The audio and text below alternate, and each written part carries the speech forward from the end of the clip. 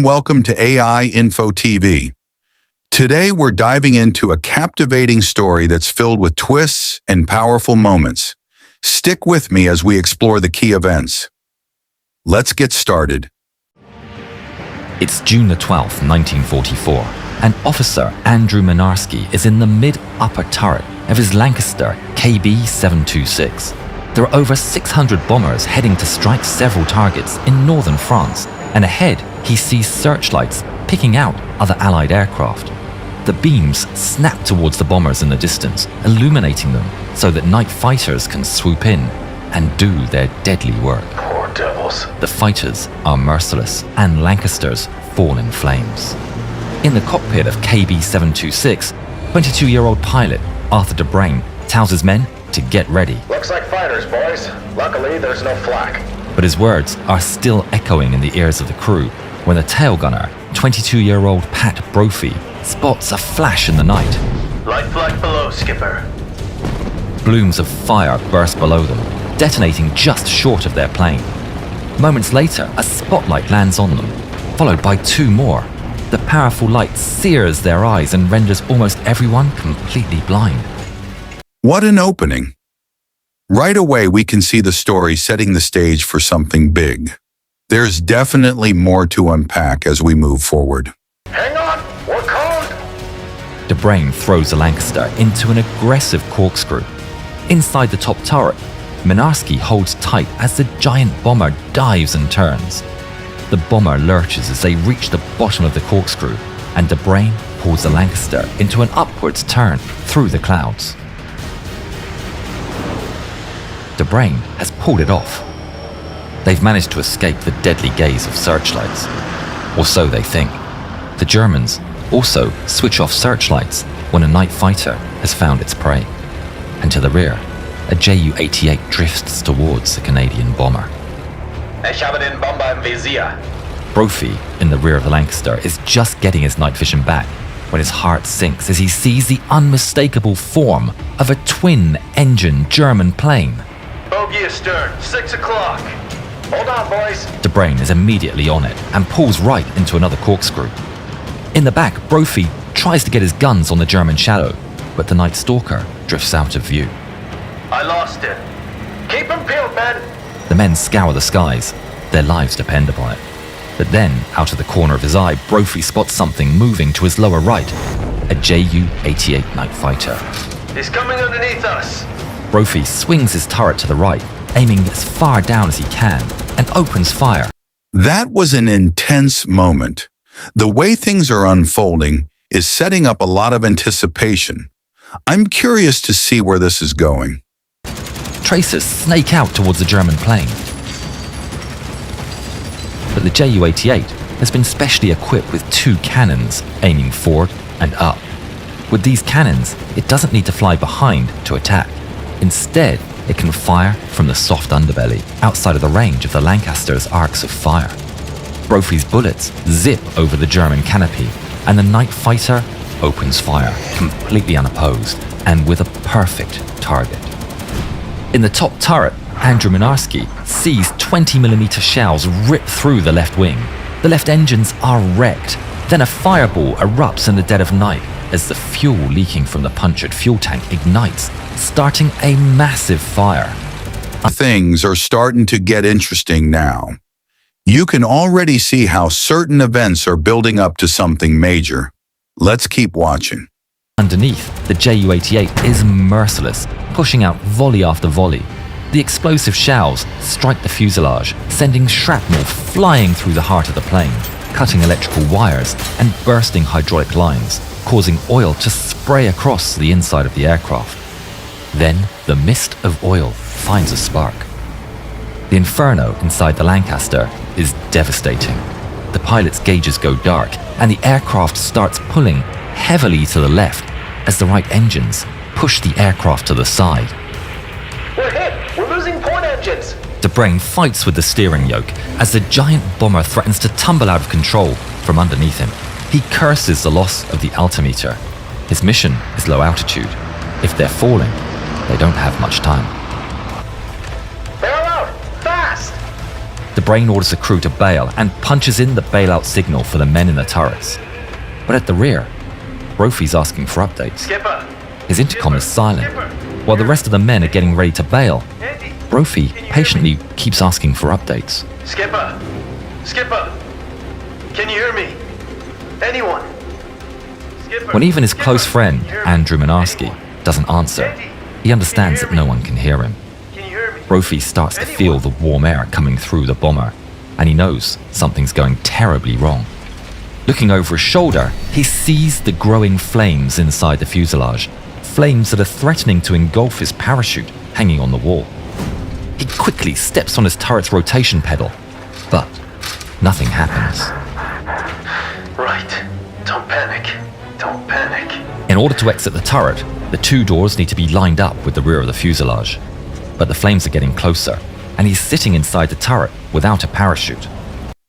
Did you catch that?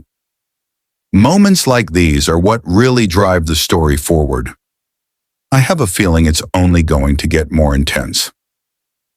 The flames are so bad now, he knows he can't get through them, even if the doors are lined up. His chute is hanging in the main fuselage. Thinking quickly, he manages to push one of the doors open and hook his hand around the doors to grab the parachute. He pulls it rapidly inside, feeling the heat from the nearby flames. Clipping the chute to his chest, he's got limited time to get the doors lined up and escape. With no hydraulics, the door's stuck and flames barring his way, he thinks quickly. If he can get the doors into a different position, he may be able to exit into the air straight from the turret. Without hydraulics, the only way to move the turret is with the slow hand crank. He grabs the crank and strains to move as quickly as possible, turning it desperately. But his hope turns to horror as it snaps in his hands. He's stuck. Crew are oblivious, rushing to exit the plane. Andrew Mynarski drops out of the top turret and reaches for his parachute as the aircraft lurches and shakes around him. He clips it on and hurries to the escape door. He's about to jump when he looks to the rear of the plane to check on his friend, Patrick Brophy. We're seeing everything come together piece by piece. It's amazing how much detail is packed into these moments. That was an intense moment. The way things are unfolding is setting up a lot of anticipation. Peering through the inferno of flaming oil, and at the very end of the plane, he can see Brophy struggling inside the cramped turret. Something's terribly wrong.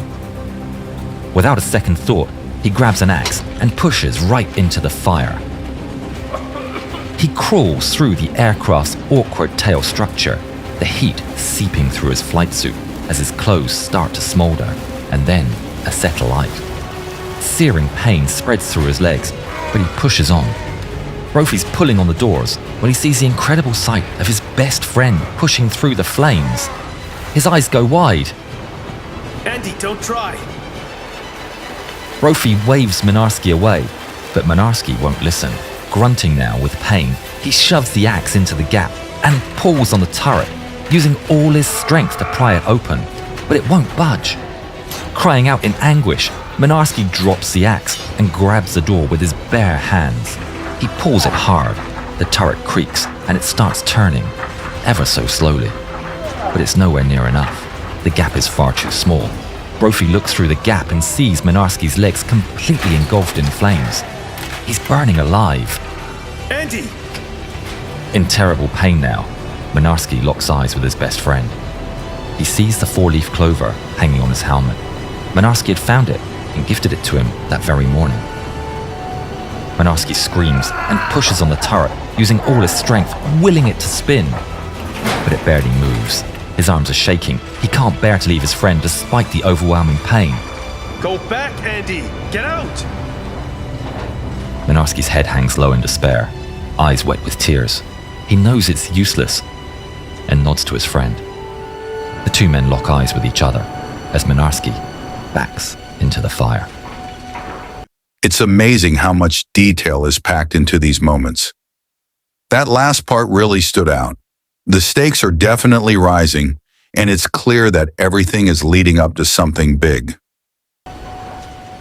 Brophy watches Mynarski drag himself all the way to the door, clothes still aflame, but he doesn't jump. Mynarski musters his last strength to stand straight. He lifts his arm and salutes his friend. He shouts something that Brophy can't hear over the wind and flames, but he doesn't need to hear it to know what it is. It's the same words that Mynarski would tell him every day they went their separate ways after an afternoon together. Good night, sir. And then he jumps into the dark. At the nose of the aircraft, the rest of the crew rush to escape. At the controls, an exceedingly tired De Bruyn watches what he thinks is the last of his men jump. The moment his crew is out, he throttles back the surviving engines and feels the tension in the controls go lax. Without the asymmetric thrust, it's now flying straight, but it's headed for the ground with a full bomb load. De Bruyn dashes for the escape hatch and jumps into the night. De Bruyn's parachute blossoms and he watches the Lancaster fly away aflame. Little does he know, one of his men is still on board. Inside the Lancaster, Brophy sits in his jammed turret, awaiting the end. He prays, not for himself, but for the crew, and for most of all Mynarski. Hail Mary, full of grace. I hope Andy got down okay. Pray for us sinners. The Lancaster glides lower and lower, and Brophy knows it's over. Meanwhile, Mynarski falls through the dark sky, his suit aflame. The flames spread to his parachute, and one of the lines snaps, followed by another and another. The parachute half collapses, and he picks up speed. He falls out of control as the trees approach ever faster. That was an intense moment. The way things are unfolding is setting up a lot of anticipation. I'm curious to see where this is going. Things are starting to get interesting now. You can already see how certain events are building up to something major. Let's keep watching. Mynarski would not recover from his injuries. Several miles away, in a forest, the Lancaster's left wing clips a tree, sending the aircraft into a violent turn. The turn is so severe that it flings the rear turret off at high speed. The turret crashes through the branches and impacts the ground, flinging Brophy out.